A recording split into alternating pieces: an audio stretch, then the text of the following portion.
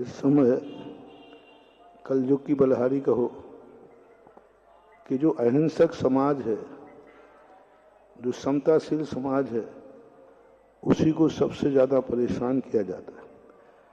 आज यदि यह मंदिर किसी हिंसक समाज का गिराया होता तो आज सारे भारत में कर्फ्यू लग गया होता। किसी हिंसक समाज का उठाया होता, एक छोटा सा भी चबूतरा हटा दे, छोटा सा भी कोई मजार हटा देते तो हंगामा विश्व युद्ध की स्थिति बन जाती।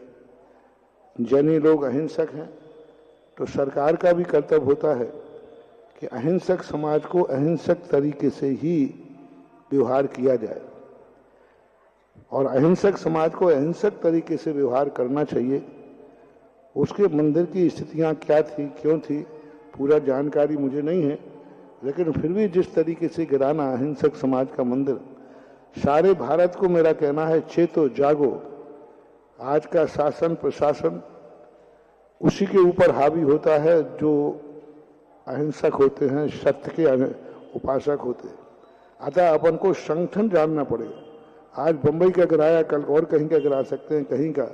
इसलिए सारी समाज को संगठित होकर अंतर्राष्ट्रीय जो संस्थाएं हैं, इनको, तीर्थक्षेत्र कमेटी है उनको, इन सबको जागरूक होकर के इसको एक ऐसा सामाजिक मुद्दा बनाया जाए कि सरकार को बाध्य होकर के इस बात का स्पष्टीकरण देना पड़े कि ये मंदिर क्यों गिराया गया।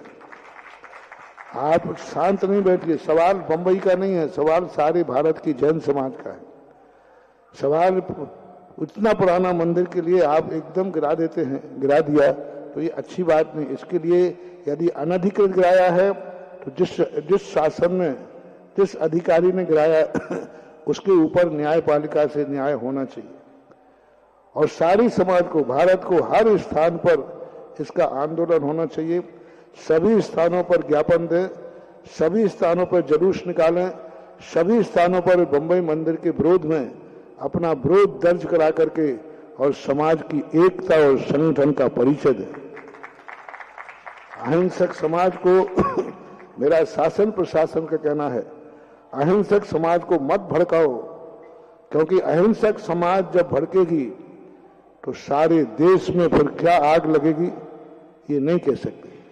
क्योंकि धर्म के और अहिंसक को यदि तुमने छेड़ा तो शायद प्रकृति ही इतना विद्रूप हो जाएगी कि तुम उस प्रकृति को नहीं संभाल पाओगे।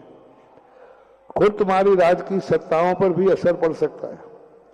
इसलिए जिसने भी यह अनधिकृत चेष्टा की है उसके लिए दंड मिलना चाहिए।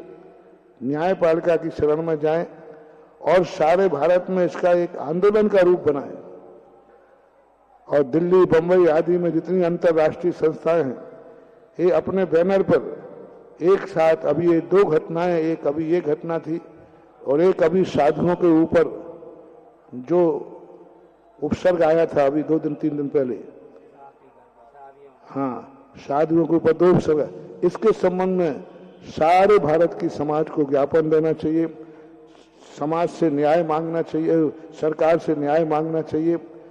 हो सके तो इस बात को लेकर सीधे प्रधानमंत्री जी के पास जाकर के अपनी न्याय मांग की गुहार करना चाहिए। महाराष्ट्र सरकार के पास जाना चाहिए कि भाई इस प्रकार के तरीका से जो अपनाया गया, क्या यह अहिंसक समाज के साथ, अल्पसंख्यक समाज के साथ क्या न्याय है।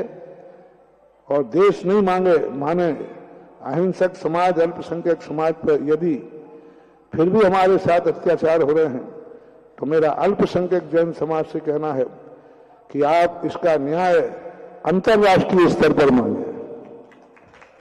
अंतर्राष्ट्रीय जो संयुक्त राष्ट्र संघ है वहां तक अपनी फरियाद ले जाएं कि हमारे साथ अल्पसंख्यक समाज पर इस प्रकार का अत्याचार हो रहा है। पहले अपनी भारत सरकार से करें, प्रांतीय सरकार से करें। यहां न्याय नहीं मिलता है तो अंतर्राष्ट्रीय आवाज उठाएं। आवाज उठाना चाहिए, शांत बैठने से कुछ नहीं होने वाला। आवाज उठाएंगे तभी न्याय मिलेगा और आगे फिर मंदिर टूटने से बच जाएंगे। नहीं तो आज एक टूटा है, कल 11 टूटेंगे। इस पर सबको विचार करना चाहिए, सोचना चाहिए। असीम कालीन वक्ता विधान में